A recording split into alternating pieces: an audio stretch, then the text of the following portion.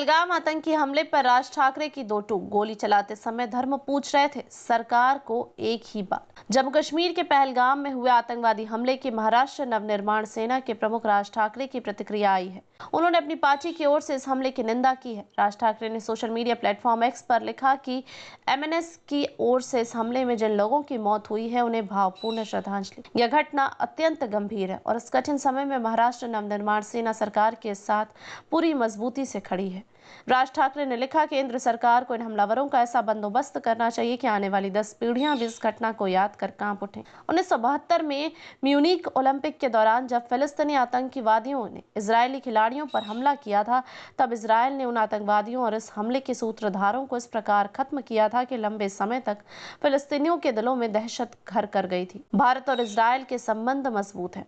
MNS प्रमुख ने आगे लिखा, केंद्र सरकार को इजरायल की तरह कदम उठाकर इन आतंकवादियों और उनके हर समर्थक को जड़ से खत्म कर देना चाहिए। ऐसी हम अपेक्षा करते हैं। इस हमले के बारे में पढ़ते समय एक बेहद चौंकाने वाली बात सामने आई है। एक प्रत्यक्षदर्शी महिला ने बताया कि हमलावर गोली चलाते समय सामने वाले का धर्म पूछ रहे थे, यह तुम्हारी गुंडागर्दी। ठाकरे ने कहा, जैसा कि मैं अपने भाषणों में बार बार कहता हूं, इस देश में अगर हमारे हिंदुओं पर कोई हमला करेगा तो हम सब हिंदू एकजुट होकर उनके खिलाफ खड़े होंगे।